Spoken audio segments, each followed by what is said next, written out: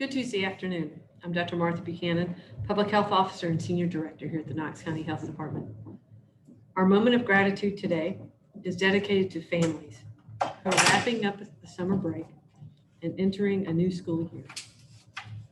We know the school year will look different, and our thoughts are with the parents within our organization and our community who are making the best decisions for their families. As tough as they may be, we wish you and your kids a great and safe start to the school year. Our schools have created thoughtful plans, but it's up to students, teachers, and parents to ensure that the 5 core actions are being followed everywhere, even outside the school and even in the home. That means social gatherings, watching sporting events, and anything else you might do. And that includes older students and younger students. It doesn't matter your age. By also following the 5 core actions everywhere outside the school, it will reduce the likelihood of bringing the virus into the school or back to your home. Today's real-world example of putting the 5 core actions into play is getting gas and going into a convenience store, something all of us do regularly.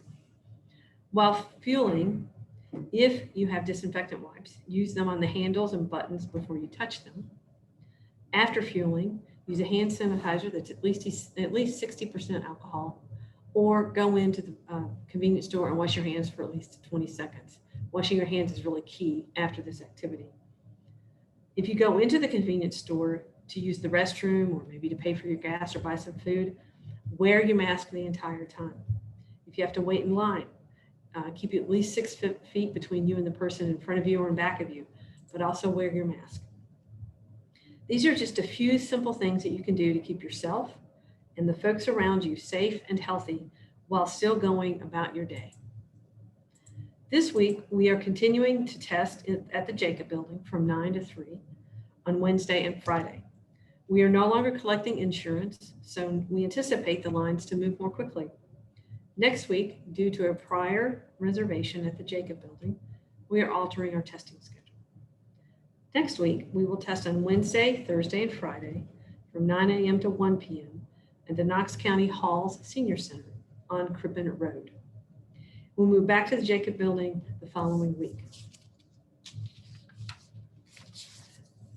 Sorry about that.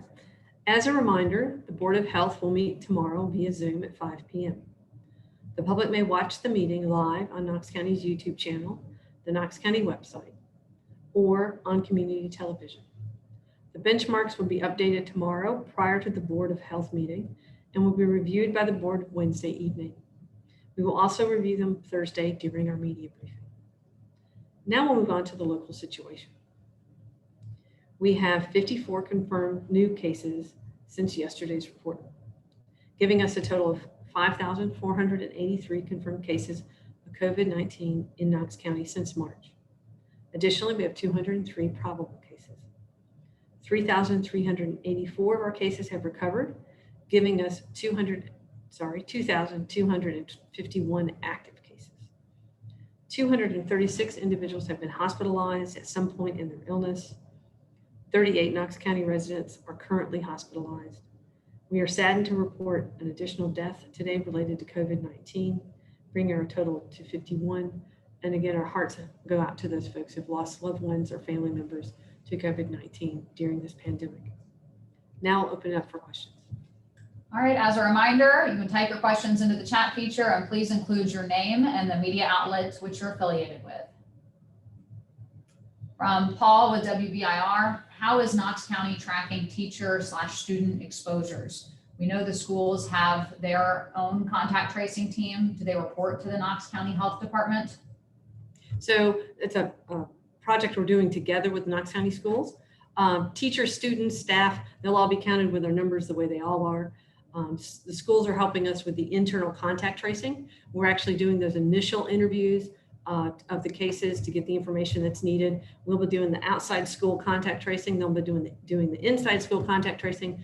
And then all the information will be shared with us for reporting purposes. And they'll be tracked just like everybody else in our community. Paul's additional question is, will the health department keep a separate list of Knox County school cases or exposures? Nope, they'll be in with everybody else's. From Laura with WATE, Knox County Schools emailed teachers about a 24-day quarantine period if a loved one contracts COVID-19, 10 days for the loved one plus 14 days to make sure they're not sick. Did KCHD help write this quarantine/isolation policy for KCS or review the measure? Actually, that is guidance from the CDC and the State Department of Health, which is not unique to Knox County Schools. It's true for anyone who has a case of COVID-19 in their house. So if somebody has a case of COVID-19 in their house, that person will need to stay in quarantine, or actually, let me start over. The case stays in isolation for at least 10 days after their symptoms onset, plus 24 hours of feeling better. So that might be longer than 10 days, but it's never going to be shorter than 10 days. So that's from symptom onset. The person who lives in the home with them, if they can't leave the home, their 14-day quarantine starts when the case is out of isolation. So that could be up to 24 days. There are a lot of variables there. If you think about it, so the case may not get tested until after they've been sick for a little while. So they might be well into their isolation before we even know about them. If the person who lives in the home, if you have the capability for that person to be in a separate bedroom with a separate bathroom and really not have any exposure to the case, then their quarantine can start then. Or if you have the capability of the person being able to go stay in a hotel for a little while, or the case staying in a hotel for a little while. The point is, it's that last contact. Whenever that last contact happened with that case, that's when the quarantine starts. And that's true for everybody. That's not true for just Knox County Schools. That's true for me. It's true for all of our staff and anyone else who gets COVID. Your day of quarantine, day one, starts the first day after you've had contact with that person. So, if it's a child and say the parent is a teacher, they're likely going to have contact with that kid the whole time they're not feeling well. So that could be a 24-day quarantine period. And we know it's going to be challenging. It's challenging for all employers. It's challenging for us. We're talking about how can we allow folks to work from home if that were to happen? How can we be as creative as we can be? We encourage employers to do the same. Obviously, teachers have very limited things they can do at home, but I know the schools will be creative. They have been through this whole time, but they'll continue to do that. Her follow-up question was, can you explain the importance of the 24 days? Sure. The importance of quarantine for everybody is to stop the transmission of disease. So if somebody's been exposed to COVID-19 is highly contagious. It's very likely that they're going to get the disease. So we take them out of the general circulation so they're not exposing others before they even know they're sick. Incubation period of COVID-19 is 14 days. So we want to keep them out of the general population for 14 days. One really important thing to remember is you can't test yourself out of quarantine. Doesn't matter who you are or how important someone feels you are to the team or whatever. You can't test out of quarantine. It's at least 14 days, if potentially not longer, based on the situation. From David with WVLT, what time will the benchmarks be updated on Wednesday? That'll be afternoon. From Laura with WATE, can you give details on today's new death and those over the weekend? Today was a 74-year-old female, and yesterday was a 66-year-old female. From Vincent with the Sentinel, has KCHD been made aware of a case cluster at UT that originated at a student party? Well, as you know, we don't comment on clusters. We have clusters throughout the community, and we don't comment on them. From Laura with WATE, will the Board of Health / KCHD be reevaluating the mask mandate at tomorrow's meeting? Can we see this mandate working? I believe that, I don't think we can say it's just the mask mandate that's changed our numbers, but our trajectory for going up has really leveled off quite a bit. So we're happy. What that speaks to is that our community is really getting behind the 5 core actions. Masks are part of that, and a very important part of that.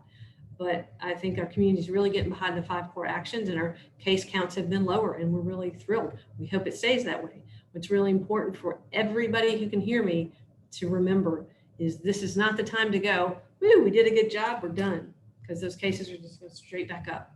So everybody students, teachers, parents, everybody, regardless of your age, regardless of what you do, you need to practice the 5 core actions all the time, at home, at work, out in the grocery store, at the convenience store, in school, everywhere you are. That's going to keep you and our community healthier. And her first question was will the Board of Health be reevaluating the mask Oh, I'm mandate? sorry, forgot about that. Right. I'm trying to remember what we decided last week about that. I think what they decided last week was that I would bring any significant updates to them if there were something that they needed to be aware of. There really haven't been any problems. Our complaints have decreased, and so we continue to distribute masks. So at this point, there are no major problems. I don't anticipate bringing that to them. They may have questions for me regarding the mandate. From Paul with WBIR, it's a possibility that the governor will deem teachers/school staff essential personnel, meaning exposures and asymptomatic positive employees will have to report to work. Do you think if this happens, it will jeopardize any gains we have made as a community in lowering cases? So for an essential worker to return to work, they have to follow guidelines. So they have to wear a mask the whole time. We know that masks reduce the risk of exposure, and it's only for asymptomatic essential workers. The moment they have symptoms, they go home. So it's a method that's been used in other industries without causing further outbreaks. So we think it's an effective measure. From Vincent with the Sentinel, prior to the pandemic, Knox County had a 15% poverty rate. Knoxville proper had 26% poverty in 2019. Is it reasonable to expect this population to have an extra bedroom and bathroom for quarantine? It's not, and we know that's really unfortunate. There are a lot of people who don't have an extra bathroom and bedroom for quarantine.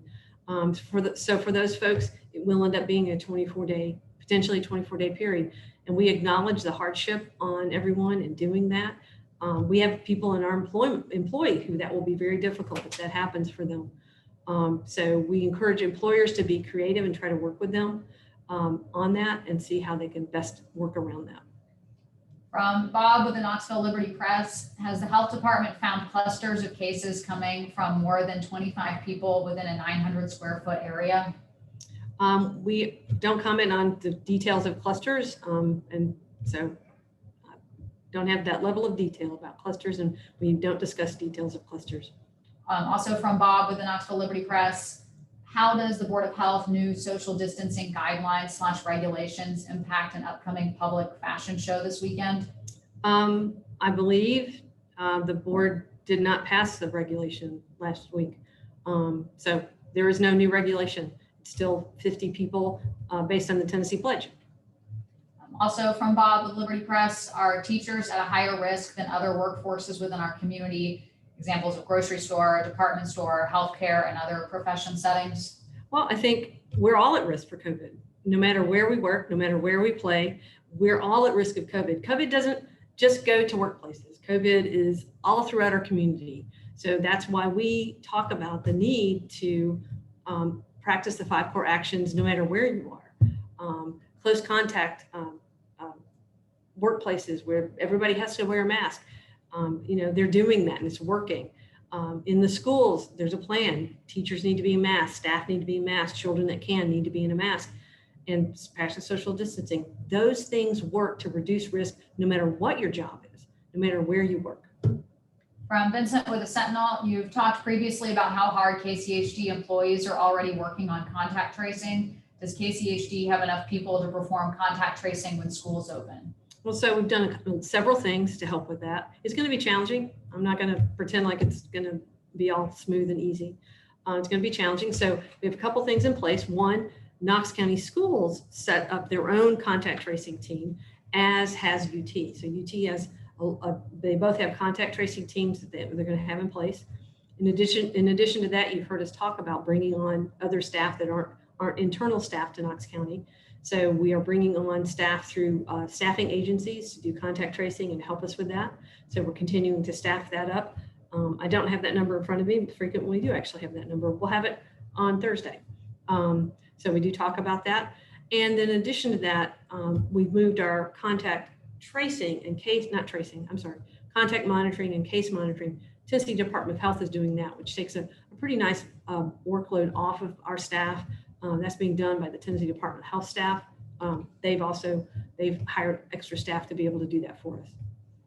From Paul with WBIR, I've not asked my marathon question in a while. If this were a marathon, what mile are we on? You haven't, that's true, sorry. Wow, you know, and we honestly, we still haven't hit the halfway point. It's just the truth. We still are kind of climbing up that hill. We've slowed down.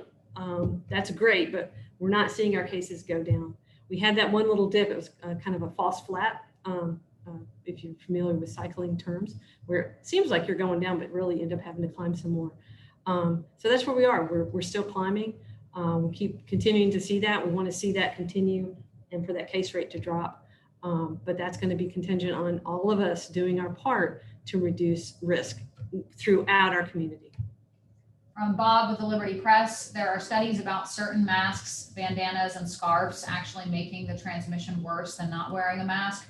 Does the Board of Health have any talk of regulating what specific masks must be worn in the future? That's a decision for the Board of Health. I've seen some data from the CDC that where people were questioning all the different kinds of masks. Basically the CDC said, you know, there are some preferences, but some face covering is better than no face covering. So that reduces risk to those around you. All right, any other questions? Please go ahead and submit them into the chat feature now.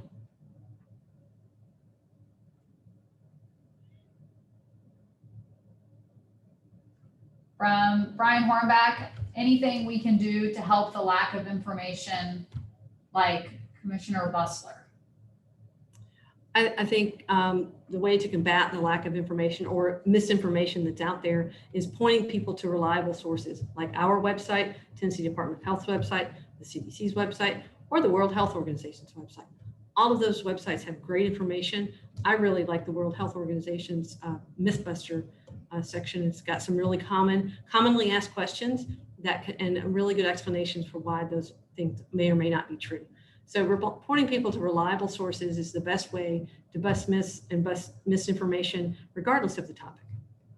All right, I see Vincent says 1 second, so he's typing. In the meantime, if anyone else has any questions, please go ahead and submit them now.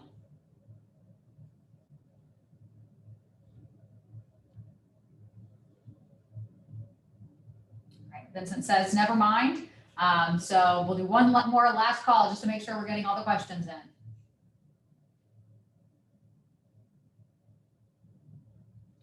From Bob with the Liberty Press, how much of the $7 million has been spent by the Knox County Board, KCBH? So I'm assuming that means Knox County Board of Health. Well, the Knox County Board of Health doesn't have a budget. They didn't get $7.1 million for COVID response. The Knox County Health Department got $7.1 million for COVID response. And part of that will go to pay those staffing agencies we've talked about. And other things that we're doing. So that hasn't been spent yet because actually I'm not even sure we have it in hand yet. The contracting process is a process and takes time. All right, he clarified and he said he did mean Knox County Health Department. All right, not seeing any other questions in here. So if there are no further questions, we'll go ahead and log off. And once again, we will see you on Thursday for our next media briefing. Have a good rest of your day.